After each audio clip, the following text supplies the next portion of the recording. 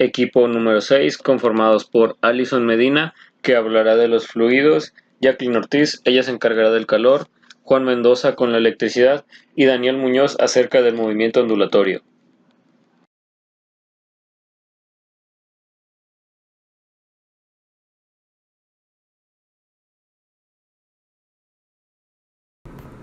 Para comenzar este trabajo hablaremos sobre el primer tema, que es fluidos, y como su nombre lo dice, hablaremos de ellos y cómo se implementan en la vida diaria. Tal vez no sepan, pero en los fluidos se encuentran lo que es la fuerza, volumen y densidad de una materia.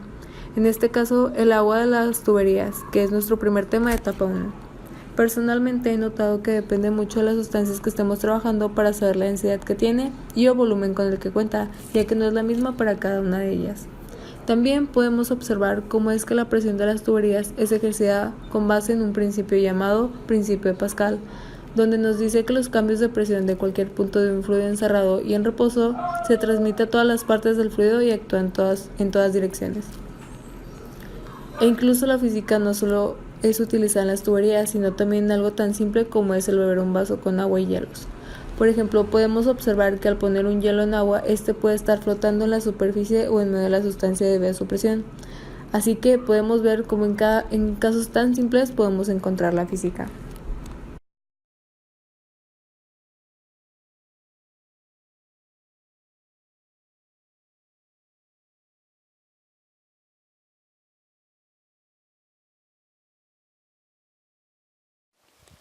La termodinámica es la parte de la física que estudia las transferencias de calor, la conversión de la energía y la capacidad de los sistemas para producir trabajo.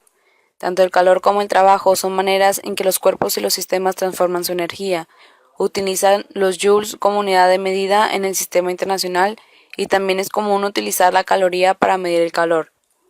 La termodinámica cuenta con 4 leyes: principio cero, primer principio, segundo principio y tercer principio de la termodinámica. El calor es la energía intercambiada entre un cuerpo y su entorno por el hecho de encontrarse a distinta temperatura. El calor, como el trabajo, es energía en tránsito, por lo que se puede entender también como un método para transferir energía. Refrigeración ambiental en edificios e instituciones. La refrigeración es la producción de frío de bajas temperaturas, por ejemplo, en espacios interiores en los edificios, y consiste en un proceso de eliminación de calor, en este caso, de un espacio, reduciendo así la temperatura del ambiente y logrando que sea inferior a la de su entorno. Por último, hablamos de los fenómenos atmosféricos. Estos son los que ocurren dentro de la atmósfera, como es el viento, nubes, precipitaciones y fenómenos eléctricos, donde se encuentran las auroras polares y tormentas eléctricas. El viento es el desencadenante de la mayoría de los fenómenos que ocurren. Este fenómeno se debe principalmente por las variaciones que existen en la temperatura y densidad del aire de unos lugares a otros, que va desde las zonas de aire más frío hasta las zonas de aire más caliente.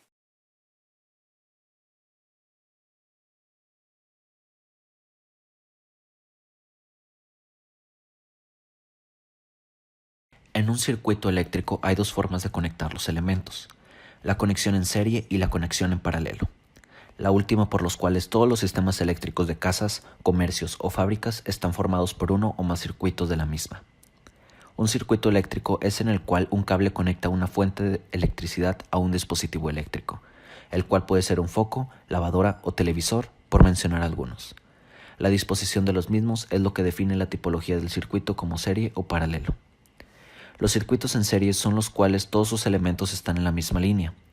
La mayoría de los que usan este tipo de circuitos son los aparatos eléctricos que funcionan gracias a baterías, como una linterna. El cable discurre continuamente desde el borne positivo de la pila hasta el borne negativo, pasando por el interruptor y objeto. En este tipo de circuitos, si se quitara un dispositivo o fallara, la corriente dejaría de fluir, debido a que todos los elementos forman parte del circuito. Si las luces de una casa fueran con este circuito, solo se tendría un interruptor que prendiera todas las luces a la vez, y si llegara a fundirse una, habría que cambiarla para tener luz de nuevo. En el circuito en paralelo, todos los conectores de entrada y terminales de salida coinciden entre sí.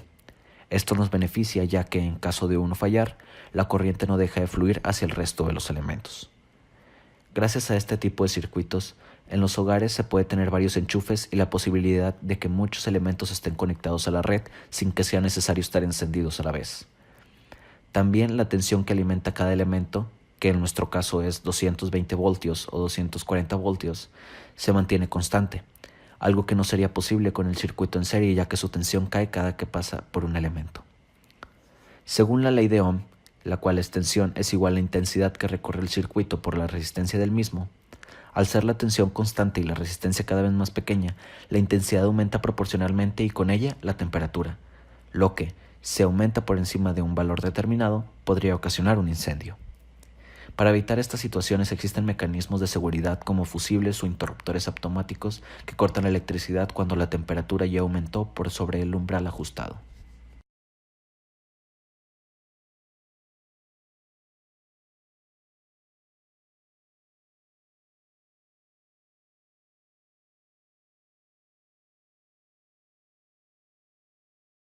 Por fuentes de sonido se entienden aquellos aparatos electrónicos a cuya salida se obtiene una señal eléctrica de amplitud directamente proporcional a la amplitud de la señal del audio.